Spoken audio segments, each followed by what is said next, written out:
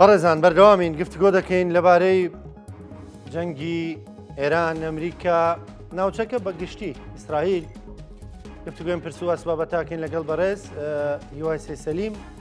کاگیوا لە هەولێرەوە لەگەڵمانە چاودێری سیاسی شۆڤەکاری سیاسی کاگیوا سلااوت لێ بێم کاتت باش سپاس بۆ بەشداریکردن لەگەڵمان کاگیوا بە بڕوای تۆ دۆخەکە بەکوێ دەگات ئایا نظامی ئێرانی دەروخێت؟ سڵاو بۆ ئێوە ئەمڕۆ پێدەنێنە نێو پێنجەم ڕۆژی جەنگەکە دوێنێ وەرچەرخانێکی گەورە بوو دوای ئەوەی کە زاندرا سەرۆکی گەورەترین وڵات کە لایەنێکی جەنگەکەیە کە دۆناڵد ترامپە پەیوەندی تەلەفۆنی لەگەر سەرکردە سیاسیەکانی کوردستان کردووە لە دوو پارچەی کوردستان کاردانەوەی دەوڵەتی ئێرانمان بینی لە ئاستی بۆردومانی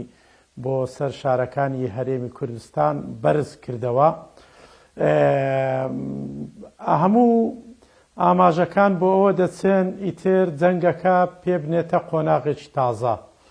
لەوەی کە بینیمان لە ڕۆژی یەکەم لە ئەنجامی بۆردومانی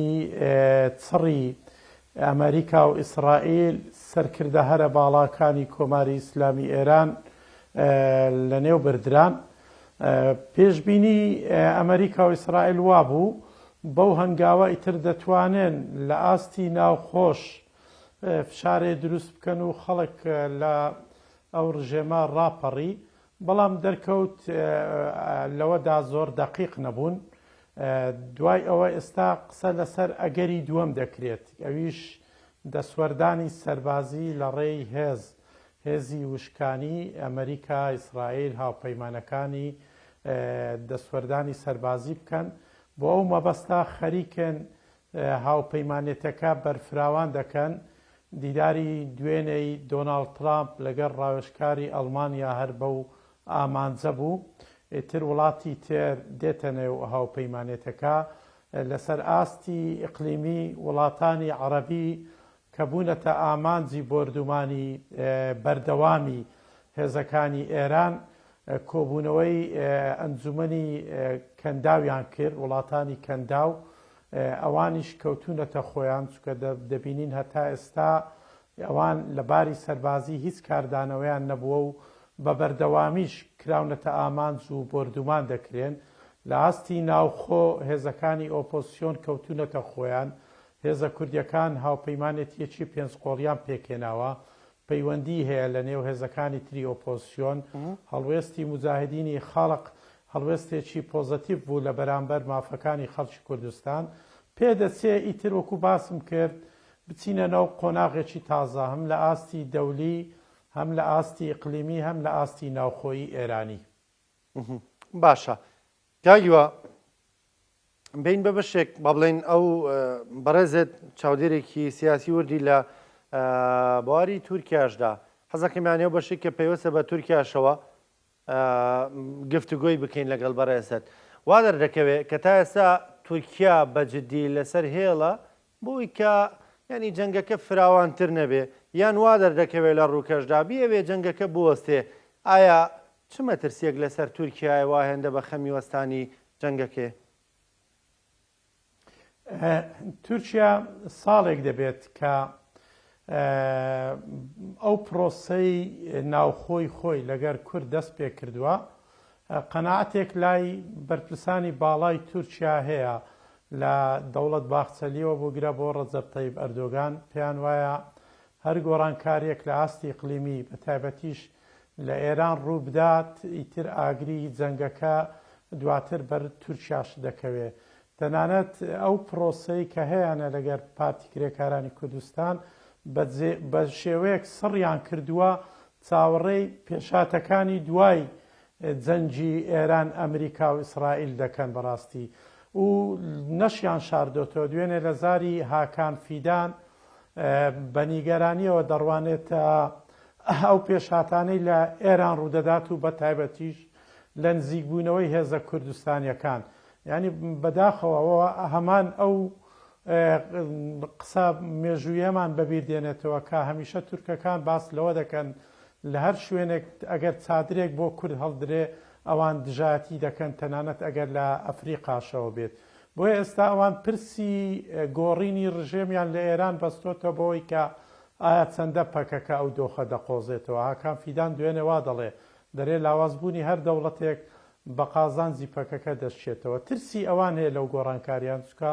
بەڕاستی ئەوان پێیان وایە و سیاسەتەی ئیسرائیل لە ناوچەکە کە دەیەوێت وڵاتێکی هەژمونی بەهێز نەمێنێ کە مەترسی لەسەر ئەمن و ئاسایشی ئیسرائیل دروست بکە دوای سووریا و عێراق و ئێران ئیتر نۆرەی تورکیا دێ بۆ لاوازکردنی. بۆیە ئەوان نیگەرانن و هەوڵیش دەدەن دوێنێ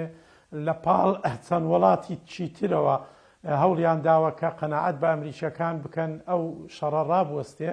یەکێ لەو دەوڵەتانە تورکیا بووە بەڵام دیارە وەڵامێکی پۆزەتیفیان وەرنەگرتوتەوە چکە ئەمریکا گەیشتۆتە ئەو قەناعەتە کە دەبێ ئەو جەنگە یەکلا بێتەوە بە گۆڕینی تەواوی ڕژیمەکە نەک بە لاوازکردنی وەکەوەی لە جەنگی 12 ڕۆژەی لەگە ئێران کردیان واتە قەناعەتێک لای ئەمریکیەکان دروست بووە. ئەوە دوێنێش لە دیداری ترامپ لەگەڵ ڕاوێژکاری ئەڵمانیا هەر بە وردی قسە و باسییان لێک کردووە. بۆیە ئەوەی تورکیا دەیکات ترسە لە ئایندەی خۆی لە دوای کەوتنی ئەو ڕژێمە. زۆر باشە کاگیوە دۆخەکە بۆ کوڕوا پێدەچێت چوو بێتە قۆناغێکی نوێەوە ینی شکڵێکی نوێی وەرگرت بێ بە بڕوای تۆ بۆ کورد چۆن دەبێ؟ هەندێک دەترسن لەوەی کە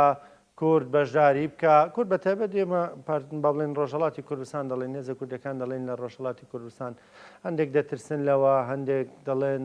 گرنگ نییە زەڕور نییە کورد ئەمە بکە. خوێندنەوەی تۆ چییە بۆ ئەمە؟ وەڵی لەبەردەم هەردوو چێتی ئاڵانگاری و دەرفەتە چەند دەتوانێت ئاڵانگاریەکان بقۆزینەوە بۆ بیکەین بە دەرفەت ئەوە پرسێکی گرنگە. من پێم وایە هێزەکانی ڕۆژهەڵاتی کوردستان بە تایبەتیش دوای پێکهێنانی ئەو هاوپەیمانێتەیە ورد چاودێری دەکەن و دەیانەوێت ئەزمموی ڕۆژاوای کوردستان جارێکی تر لە ڕۆژهەڵاتی کوردستان دووبارە نەکێتەوە. لە ماوەی 10 ساڵی ڕۆژهەڵاتی کوردستان کورد لەوێ هەسەدا شەروانان بەشێک بوون لە هاوپەیمانی بەڵام بینیمان لە کاتێ هاوچێشەکان گۆڕا کاتێ ئەحمەد شەڕە ڕێکەوتنێکی لەگەر ئیسرائیل کرد خەریک بوو پشت بخرێتە کورد بەڵام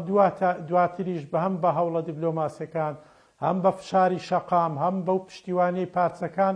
بینیمان ئەو هەوڵە لەبار بردرا و کورد دەرفەتەکەی لەدەست نەدا لە ڕۆژئاوای کوردستان. لە ئێستاشدا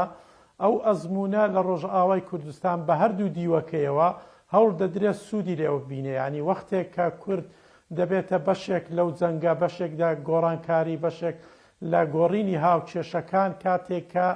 گرنتی وەرگر بێ ئەوە زۆر گرنگە کورد بتوانێت لە هاوپەیمانان لە ئەمریکا لە ئیسرائیل گرنتی وەرگێ کورد نەبێتە قوربانی چکە دەزانین لە ئێران یەک دنیا پێکاتەی تێر لە چەرکەس لە عەرەب لە ئازەر هەیە کە هەمویان نیگەرانن تەنانەت لە ئۆپۆزیۆنی فارسیش. بۆیە بەڕاستی کورد بە تەنیا نەچێتە مەیدانەکە گرنتی وەرگێ لە ئەمریکا لە ئیسرائیل دووش بەڕاستی پشتیوانی ناوخۆیی هەبێ لەگە هێزەکانی تری ئۆپۆزیۆن ڕێکەوتن بکە قسەی هەبێت بەڕاستی هەموو ئەوانە زۆر گرنگن. ئەوە وا دەکا کە ئێمە ئاڵنگاریەکان بگۆڕین بۆ دەرفەت ئەوە بەمانای ئەوە نایەوە هێزەکانی دیکە ئۆپۆزیۆن ئێستا کێن یانیەرەوەی کە کوڕەکەی شا لە دەرەوە پەیام دەدا و لێدوان دەدا و نایمە دەزانین لە سەعاستی ناوخۆ هێزی ئۆپۆزیۆن هەن بە بەردەوامی لە ناوچەی خوارووی عەرەبنشین بە بەردەوامی بزوتنەوەی ناڕەزایی هەبووە و خۆپیشاندانیان کردووە. ئەوانە ئەکید پشتیوانی دەکرێن لە وڵاتانی ئیقلیمی دەوروبەر. ڕێکخراوی مجاهدی خەڵق هەڵوێستی پۆزەتیفیان نوان وەڵامی کوڕەکەی شایان داوە ئەو هەڵوێستەی ئەوان دەکرێت بەڕاستی لە بەرچاو بگیرێ. ئەوان باس لە مافی کورد و فدرالیت بۆ کورد دەکەن. بۆیە هێزە ئۆپۆزیۆن هێزی ناوخۆ شەقام ینی شەقامی ئێرانی بینیمان هەم لە شۆڕشی ژینا بەڕاستی پشتیوانیان لەو شۆڕشە کرد لە زانکۆ گەورەکانی وەکو تاران لە مەشهد لە قۆم بەڕاستی هەموو ئەوانە پشتیوانیان لە شۆڕشی ژینا کرد. یعنی ئۆپۆسیۆنێکی کاگیوە. بەردەوام لە ناوخۆی ئێران هەیە. کاگیوا کوڕەکەی شاش دوێنێ بەیاننامێکی دیکەی هەبوو دەڵێ بە تایبەت بۆ ێزە کوردیەکان دەڵێ وەگەلێکی تێکۆشەرن و بەڵام قسەکانیان لە چوارچێوەی ئێرانێکی یەکگرتووە دەکاتەوە لە چوارچێوەی ئێراندا دەڵێ من دین لە دەوڵەت جیا دەکەمەوە کە جیام کردەوە و کاتێوەش بە مافەکانتان دەگەن لە چوارچێوەی ئێرانی گەورە و لە چوارچێوەی گەلانی دیکەی ئێراندا لە چوارچێوە سنوورەدایەوەش مافتان دەبێ کەمێ قسەکانی خۆی گۆڕیوە بەڵام هێشتا هەرتوندە بەرامبەر بە کورد جیاوازی و ئۆتۆنۆمی و سەر بەخۆی و ئیدارەی ذاتی و ئەم بابەتانی تێدا نییە. کوڕەکەی شا بەڕاستی لە یوتوبیا دەژیت لە دەرەوەی وڵات ینی هەست دەکات کە ئەو لۆبی فارسی ئێرانی لەوێ پشتیوانیان لێ کرد ئیتر هەڵوەستێکی نێگەتیفی بەرامبەر بە مافەکانی خەڵکی کوردستان دەربڕی بەڵام دوێنێ دوای ئەوەی کە پەیامەکەی ترامپی گوێلێ بوو زۆرێک لە تۆنی دەنگەکەی گۆڕاوە نە قەناعەتەکەی گۆڕابێت بەڵام بەڕاستی ترامپ بێئومێدی کرد ترامپ ئەوی بێئومێد کرد یعنی ئێمە ئەزمونمان هەیە بەڕاستی ئەزمموی باشووری کوردستان و ڕۆژاوای کوردستانمان هەیە هێزەکانی ئۆپۆسیۆن با ئەوان ئۆپۆسیۆنی کوردی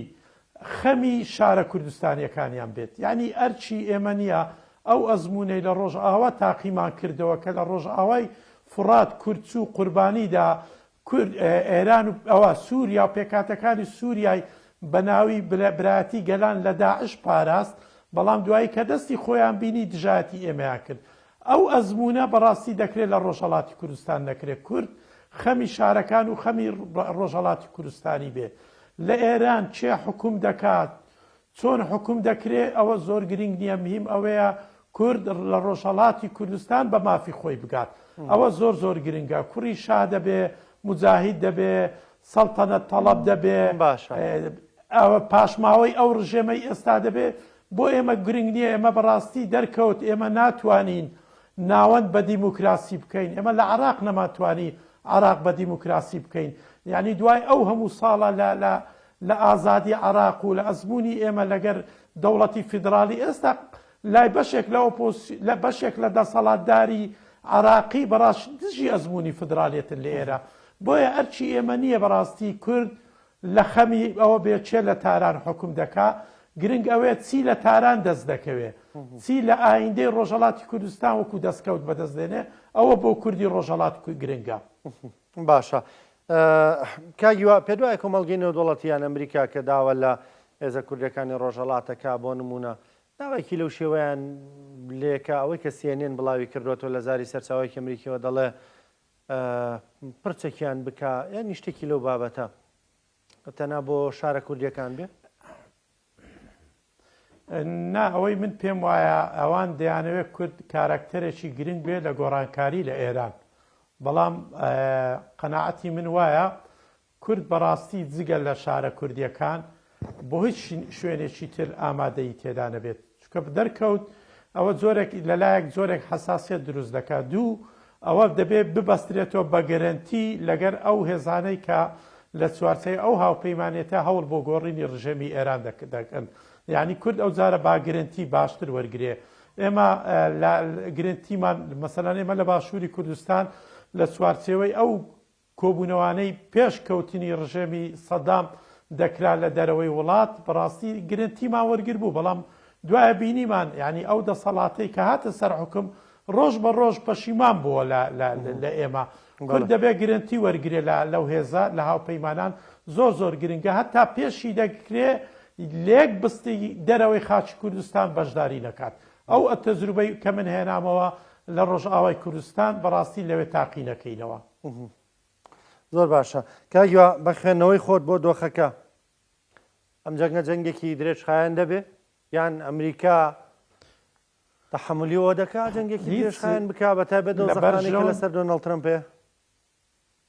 لە بەرژەوەندی هیچ لایەک نییە دۆخەکە درێژە بچێشیت بە تایبەتیش دەزانین لە ناوخۆی ئەمریکا فشارێک لەسەر دۆناڵد ترامپەیە هاوپەیمانێتەکە وەکو هاوپەیمانی ڕووخانی ڕژیمی بەعس لە عێراق فراوان نەکرا ئەو بینیامان دوێنێ ترامپ گلەی زۆری لە بریتانیا کرد گلەی سزای ئیسپانیایدا لە ئاستی سەقامگیری ئابووری و ئەو هەڕەشانەی لەسەر کەرتی وزە دەکرێت بەڕاستی مەترسی هەیە بۆیە من پێم وایە شەڕەکە درێژ ناخایەنێ قرار بوو چەند ڕۆژێک بخایەنێت بەڵام دۆناڵد ترامپ لە ئاخری دوانی باسی مانگێک دەکا باسی 4 هەفتە دەکا من پێم وایە لە چەند ڕۆژی داهاتوو ئەو 2-3 ڕۆژە لە ئاستی سەربازی لە زەمینی یەکلاکەرەوە دەبێت بەڵام چەند درێژە دەچێشێ ئەوە دەمێنێتەوە سەر مقاومەتی ئێران بەرامبەر بە ئۆپراسیۆنە زەمینیەکە. زۆر باشە کاگیوە ئێران تەحملی چەندی تر دەکا ئەنجا پرسیارێک خەڵک بە ئەزمموی جەنگی 8 ساڵی ئێران عێراق دەیپێون دەڵێن ئەگەر جەنگەکە بگاتە زەمینی ئەوە ئێران ڕەنگە بۆ ماوەیەکی درێژمەودا بتوانێت بەرگە بگرێ خۆی بێڵێتەوە و سەرکێشە بۆ جەنگی نێوخۆیی لە ئێرانە شەڕی 12 ڕۆژەمان بینیت لە یەکەم حملە نزیکەی 20-25 بەرپرسی باڵا و بەرپرسی پاسداران و فەرماندە و زانای ئەتۆمی بەڕاستی بوون بە خەسارەت بۆ ئێران لە دەستپێکی ئەو جەنگە کە ڕۆژی شەمە دەستی پێکرد لە ڕابەرەوە بگرە بۆ وەزیری بەرگری و بەرپرسی ئیطلاعات و پاسداران و فەرماندەی گەورە بوونە قوربانی لە ئێستادا مەسەلەن دوێنێ جێگرەوەی وەزیری بەرگری زارێکی تێر ئەمڕۆ باس لە کوڕەکەی خاتەمی دەکرێت کە لە شوێنی باوکرا بوو دەڵێن هەتا ئێستا قسەیە نازانم دەنگۆکە چەند پشتڕاست کراوەتەوە لە ئاستی دەسەڵات من پێم وایە زەمینەی ئەوە نییە ئەو دەسەڵاتە تاسەر بتوانێت مقاومەت بکات لە ئاستی خەڵک وەزعی خەڵک زۆر خراپە کە تا ئێستاش نەبۆتە بەشێک لە گۆڕانکاری چاوەڕێی بارودۆخەکە دەکات بۆیە بە هەموو پێوەرێک بێ ئەو شەڕە ناتوێنین بەراوردیکەین بە شەڕی 8 ساڵی عێراق ئێران چونکە بەڕاستیش زەرف و زەمەنەکە کاراکتەری ناوجەنگەکەش جیاوازن ئەو شەڕ بوو لەگەر عێراق ئەوە شەڕە لەگەر ئەمریکا و ئیسرائیل پەرەسەندنی تەکنەلۆژی جیاوازە هێزی سەربازی جیاوازە زەمینەی ناوخۆیی گۆڕانکاری بەسەرهاتووە و خەڵک بێزارە بۆیە بە هەموو پێوەرێک بێت جەنگەکە زۆر درێژ ناخایێن. سپاس دەکەم بەڕێز کاگیوای سەیسەلیم چاودێری سیاسی شۆڤەکاری سیاسی زۆر سپاس کە لەگەڵمان بووی.